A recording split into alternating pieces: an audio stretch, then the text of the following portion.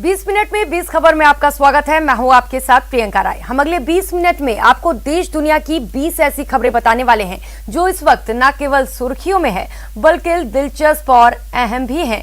तो शुरू करते हैं 20 मिनट में 20 खबरों का सिलसिला। सबसे पहले देखते हैं राजस्थान की कौन कौन सी खबर इस वक्त अहम है। जैसे ही इस शिक्षक ने अपना स्कूटर स्टार्ट किया और उसे बैक कर घर जाने की कोशिश की, लोहे का सरिया लेकर एक शख्स वहां पहुंच गया और शिक्षक पर जानलेवा हमला शुरू कर दिया। लोहे का सरिया लगते ही शिक्षक दर्द से बेहाल हो उठे और पूरी ताकत से स्कूल के गेट के अंदर दाखिल हो गए। एक शिक्षक पर हमले की तस्वीरें करौली की हैं। बताया जा रहा है कि सवाई माधोपुर के रहने वाले शिक्षक आशीष शर्मा बाल भारती सीनियर सेकेंडरी स्कूल में पढ़ाते हैं और मंगलवार की दोपहर करीब 2:45 बजे जब वो स्कूल से घर जाने के लिए बाहर निकले तो दो बदमाशों ने उन्हें घेर लिया। एक बदमाश के हाथ में लोहे का सरिया था और उसी से उसने शिक्षक पर हमला कर दिया। इस हमले में शिक्षक के हाथ में गंभीर चोट आई है और उन्होंने इसे लेकर पुलिस में रिपोर्ट भी दर्ज करा दी है। पुलिस का कहना है कि उन्होंने इस मामले की जांच शुरू कर दी है और ये जानकारी भी मिली है कि इस शिक्षक पर पहले भी इस तरह से हमले हो चुके हैं। ये हमले क्यों हो रहे हैं, पुलिस अब इसकी जांच कर रही है।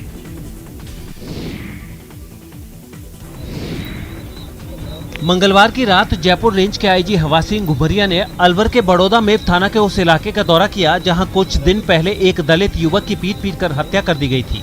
इस दौरे के दौरान आईजी के साथ अतिरिक्त पुलिस अधीक्षक श्रीमन लाल मीणा, लक्ष्मणगढ़ डीएसपी राजेश शर्मा, बड़ौदा मेव थाना अधिकारी भी मौजूद रहे। खास बात यह है कि आईजी ने महज वारदात वाली जगह का दौरा किया और वो मृतक के गाँव नहीं गए बल्कि पीड़ित परिवार के लोगों को थाने बुलाकर वहीं उनसे पूछताछ की। अपने दौरे के दौरान आईजी ने मौके वारदात के आसपास के लोगों से भी उस वारदात के बारे में जानकारी ली। गौरतलब है कि बड़ौदा मेव थाना क्षेत्र में मोटरसाइकिल से एक बच्ची को टक्कर लगने के बाद बच्ची के परिवार के लोगों ने मोटरसाइकिल सवार योगेश को बेरहमी से पीटा था, जिसके बाद उसकी मौत हो गई थी। मैं कोई अंतिम निष्कर्ष तो अभी नहीं बताऊंगा आपको क्योंकि अभी जांच चल रही है, लेकिन मैं ये जरूर कहना चाहूँगा कि जो भ्रांतियाँ चल रही है मेरे ख्याल में उस तरह का घटनाक्रम नहीं है, लेकिन हर एंगल से तथ्यों के आधार पे इन्वेस्टिगेशन चल रही है और निश्चित तौर पे जैसी भी सूरत आएगी जो घटनाक्रम है उसी के अनुरूप हम आगे एक्शन लेंगे उसमें।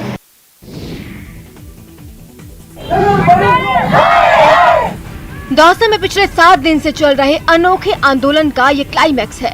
7 दिन बाद जनता के आंदोलन से परेशान जनप्रतिनिधियों की नींद खुली, लेकिन जिम्मेदारी निभाने और शहर की सफाई व्यवस्था को दुरुस्त करने की जगह उसी जनता को कटघरे में खड़ा करने लगे जिन्होंने इन्हें जीत दिलाकर इस पद पर बिठाया। शहर को गंदगी का ढेर बनने के बाद जब पब्लिक सड़क पर उतरी तो उसकी काट के तौर पर पार्षदों का समूह भी नारेबाजी करने सड़क पर उतरा।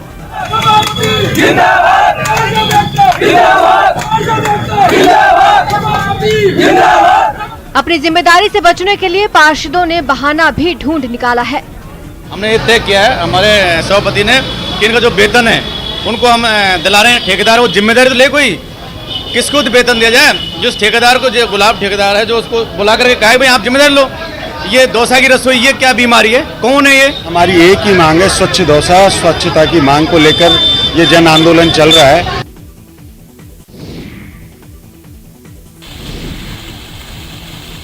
पानी अनमोल है, लेकिन यहाँ पानी का कोई मोल नहीं है। पिछले 15 दिनों से झुंझुनू के करबला मस्जिद के पास जलदाय विभाग की अनदेखी की वजह से रोजाना हजारों लीटर पानी यूं ही बर्बाद हो रहा है। दरअसल जलदाय विभाग की पाइपलाइन में लीकेज की वजह से सारा पानी बेकार जा रहा है और उधर पाइपलाइन टूटने की वजह से दूसरे इलाके के लोगों को प्यासा रहना पड़ रहा है। स्थानीय लोगों का कहना है कि पिछले 15 दिनों से यहाँ पानी की बर्बादी हो रही है। कई बार इसे लेकर जलदाय विभाग को खबर भी दी गई, लेकिन अभी तक किसी ने इस पर ध्यान नहीं दिया है। आज 15 दिन हो गए, इतना पानी निकल रहा है, कोई सुनवाई नहीं होती है। वाटर बॉक्स में जाते तो वो लोग कहते हैं कि गड्ढा खोदो। गड्ढे, हमारा काम है क्या? गड्ढा देखो कितना, कम से कम 5000 लीटर रोज पानी बह रहा है। वाटर वर्क्स का पानी का पाइप टूटा हुआ है और इसके लिए हमने 3 बार कंप्लेंट कर दी है, नहीं तो कोई पार्षद सुनवाई करता है, नहीं वाटर वर्क्स वाले।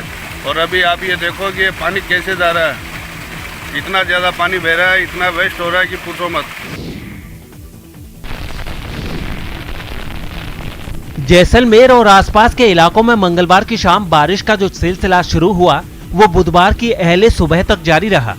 बारिश से पहले जैसलमेर के आसमान में बादलों ने खूब धमाल मचाया। आसमान में बिजली इस कदर कड़क रही थी मानो आतिशबाजी हो रही हो। बिजली की चमक और बादलों की गड़गड़ाहट से जैसलमेर के लोग कुछ देर तक दहल उठे। तेज हवा और बादलों के इस आक्रामक तेवर की वजह से शहर की बत्ती भी गुल हो गई। इसके बाद बारिश का जो दौर शुरू हुआ उससे जैसलमेर के साथ आसपास के इलाके तरबतर हो गए। शहरों में कई जगह सड़कों पर पानी जमा हो गया, जिसकी वजह से शहर की रफ्तार पर भी ब्रेक लग गया। इस बारिश की वजह से जैसलमेर के कई तालाब लबालब भर गए हैं और इसकी वजह से पशुपालकों से लेकर किसानों तक के चेहरे खिल गए हैं। दौसा में फलों के बाग में पेड़ पौधों का निरीक्षण करते हुए ये कृषि विभाग के संयुक्त निदेशक हरजीराम चौधरी हैं, जिन्होंने अपनी फील्ड विजिट के दौरान कालाखो, रेठा, मानपुर, सिकराय समेत कई गांवों में जाकर न केवल यहां की खेती के बारे में जानकारी हासिल की, बल्कि गांवों के किसानों को फार्म पॉन्ड से लेकर किसान सेवा केंद्र और खरीफ की फसलों में हुए नुकसान की भरपाई के तरीके के साथ साथ जैविक खेती पर भी जानकारी साझा की। संयुक्त निदेशक ने लोगों को फार्म पॉन्ड के निर्माण की जानकारी दी और कहा कि 1200 घन मीटर आकार के पॉन्ड में 12 लाख लीटर पानी भरता है, जिससे साल भर तक खेतों की सिंचाई हो सकती है। इतना ही नहीं, उन्होंने किसानों से जैविक खेती अपनाने की भी अपील की।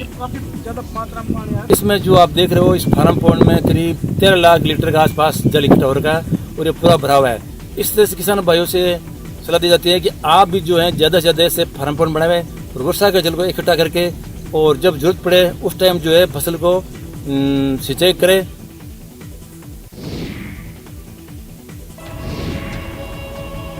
ये तस्वीरें किसी मोबाइल मार्केट की नहीं बल्कि दौसा एसपी ऑफिस की है, जहां 25 लाख रुपए कीमत के अलग अलग 180 मोबाइल फोन रखे गए हैं। ये मोबाइल फोन कभी गलती से खो गए या चोरी हो गए थे। आज जिला स्पेशल टीम और साइबर टीम के कमाल की वजह से पुलिस के पास है। मेरा मोबाइल खोया था बांदी हुई में और 7 महीने हो गए उसको, लेकिन 1 महीने बाद ही इन्होंने ढूंढ के, मतलब इन पुलिस प्रशासन व्यवस्था बहुत अच्छी रही, तो 1 महीने के अंदर मेरा मोबाइल मुझे प्रोवाइड करवा दिया। बहुत अच्छा, मैं थैंक यू बोलना चाहती हूँ एसपी सर को भी और अजय परिवार जी को, जो उन्होंने मेरी बहुत हेल्प की मोबाइल दिलाने में। मेरी पुलिस मेरा अभिमान के तहत पुलिस ने इनके मालिकों को एसपी ऑफिस बुलाया और जांच पड़ताल के बाद उनकी अमानत उन्हें सौंप दी। एसपी अनिल बेनीवाल ने खुद अपने हाथों से ये मोबाइल फोन लोगों को वापस लौटाए। विभिन्न थानों में फोन्स की जो कंप्लेंट्स थी, किसी के गुमशुदा की थी, किसी की चोरी की थी, उसके ऊपर एक पूरी टीम लगा के हमने कार्रवाई की और लगभग 180 फोनों को हमने रिकवर किया है।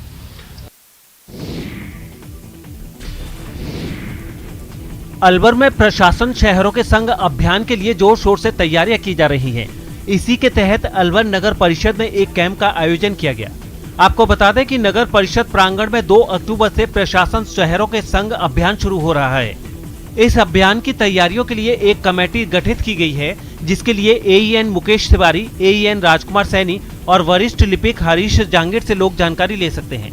नगर परिषद आयुक्त का कहना है कि अब तक स्टेट ग्रांट एक्ट 69/1 के तहत 1000 फार्म नगर परिषद ने बेचे हैं, जिसको ई मित्र और नगर परिषद में ऑनलाइन भरकर जमा कराना होगा। इस अभियान के तहत NUML और स्ट्रीट वेंडर्स को इंदिरा गांधी क्रेडिट योजना के तहत 50,000 तक का लोन नगर परिषद की ओर से दिया जाएगा। साथ ही पेंशन मामलों की जांच की जाएगी। इतना ही नहीं, इस अभियान के तहत नगर परिषद की ओर से सड़क नाली सफाई आदि के लिए टेंडर भी दिए जाएंगे। अभी तक जो है स्टेट ग्रांट एक्ट और 69A है, करीबन 1000 फार्म है जो यहाँ के लोग लेके गए हैं।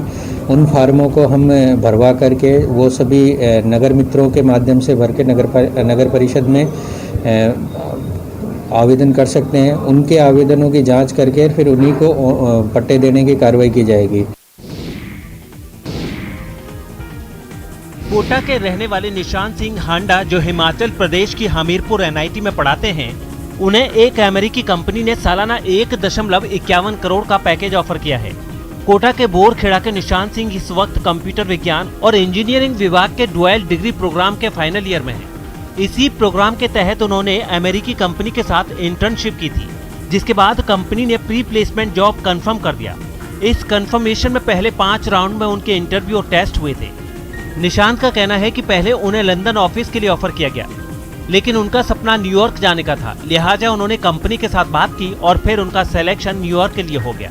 ऑफिस में मेरी इंटर्नशिप लगी थी, वहाँ पे मैंने करीब 2 महीने काम किया इस समर्स में।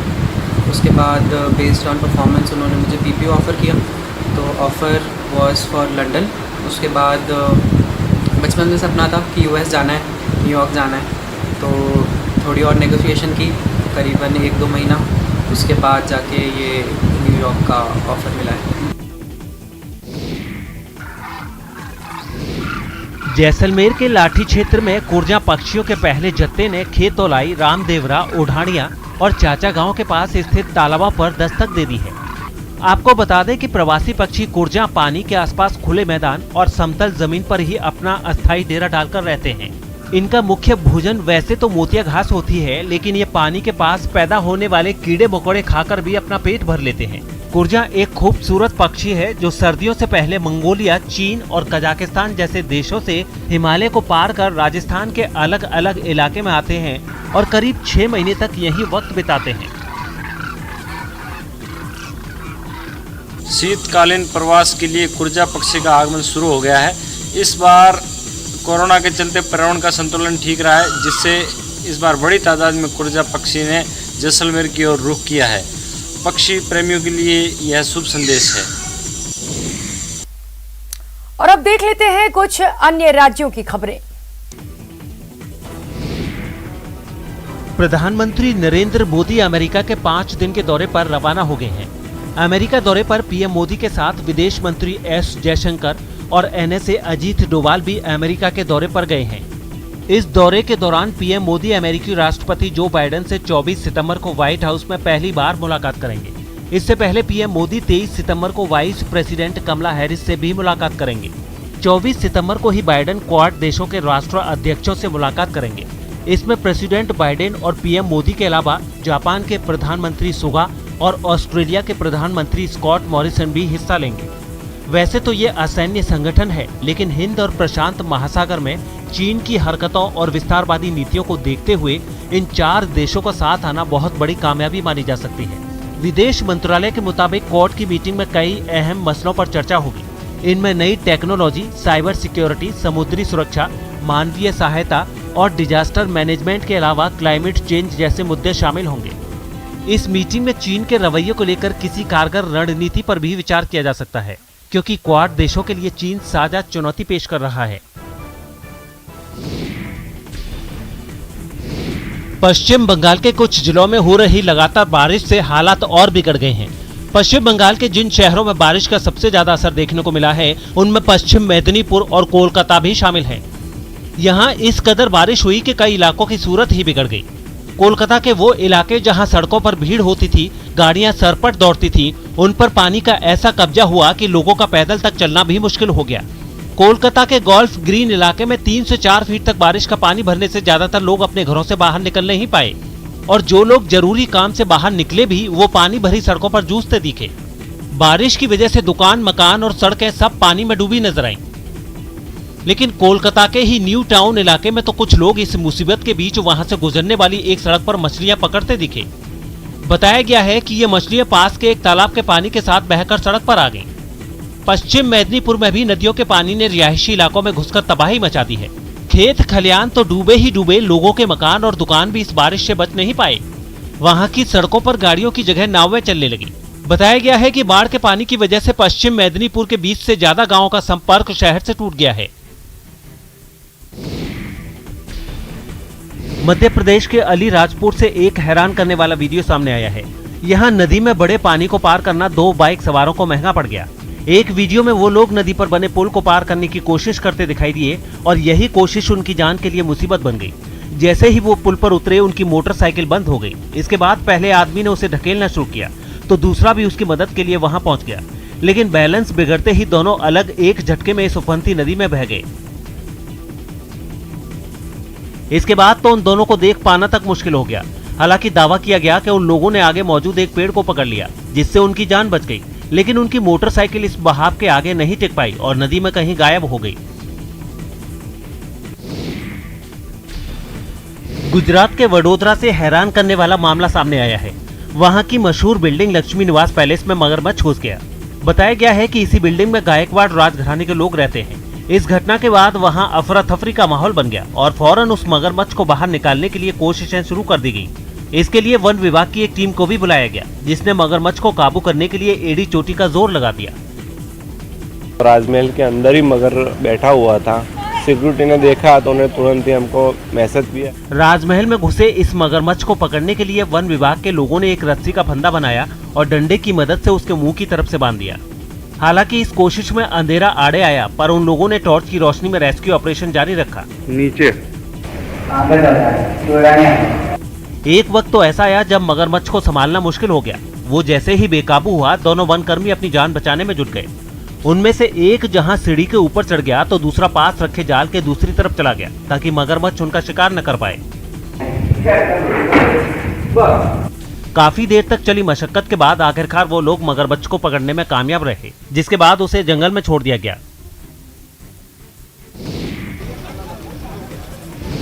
बेंगलुरु से डराने वाली तस्वीरें सामने आई हैं। वहां एक फ्लैट में गैस लीक होने से आग लग गई, जिसकी वजह से वहां मौजूद 2 लोगों की मौत हो गई। बताया गया है कि गैस लीक होने की वजह से लगी आग ने देखते ही देखते पूरे फ्लैट को अपनी जद में ले लिया। इसके बाद वहां लोगों की भीड़ जुटनी शुरू हो गई, जिनमें से किसी ने दमकल विभाग को इसकी जानकारी दी। दमकल विभाग के लोग फौरन आग बुझाने के काम में जुट गए, लेकिन तब तक उसमें मौजूद 2 लोग इसकी चपेट में आ गए। The exact reason would be known only after the complete investigation.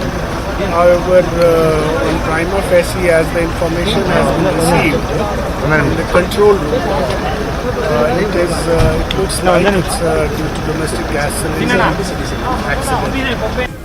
इस हादसे ने आसपास के घरों के लिए भी परेशानी खड़ी कर दी।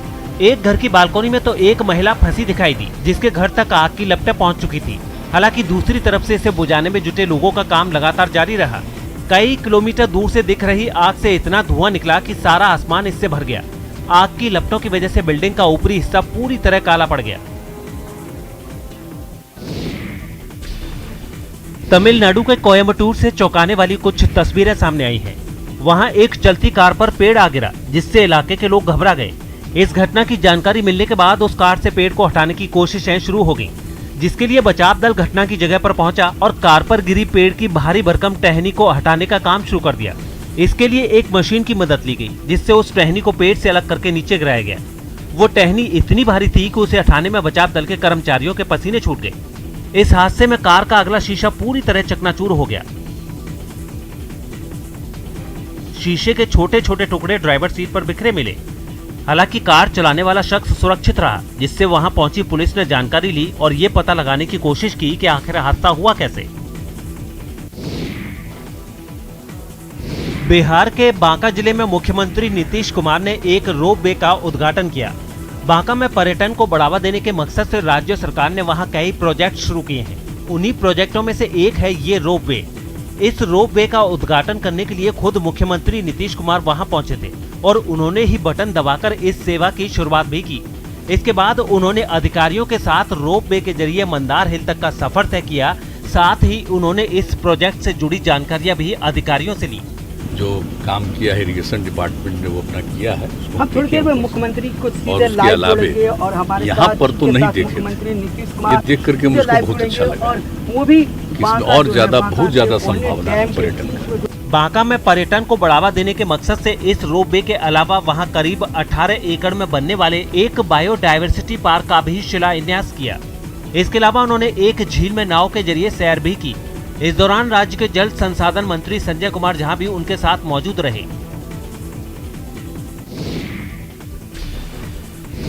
भारतीय वायुसेना ने चंडीगढ़ में स्वर्णिम विजय दिवस से पहले एक एयर शो की रिहर्सल की। चंडीगढ़ में पहली बार सुखना लेक पर शाम को इस तरह का एयर शो होगा, जिसमें रफाल लड़ाकू विमान भी शामिल होंगे। लेकिन इससे पहले सुखना लेक पर चिनूक हेलीकॉप्टर और रफाल विमान समेत दूसरे लड़ाकू विमानों ने आसमान में अभ्यास किया। वहां से जो तस्वीरें सामने आई, उनमें दुश्मन के इलाके में उतरकर जवाबी हमला करने वाला चिनूक हेलीकॉप्टर झील के ऊपर मंडराता नजर आया। वो पानी के बेहद करीब पहुंचकर वहां से बादलों के बीच लौट गया।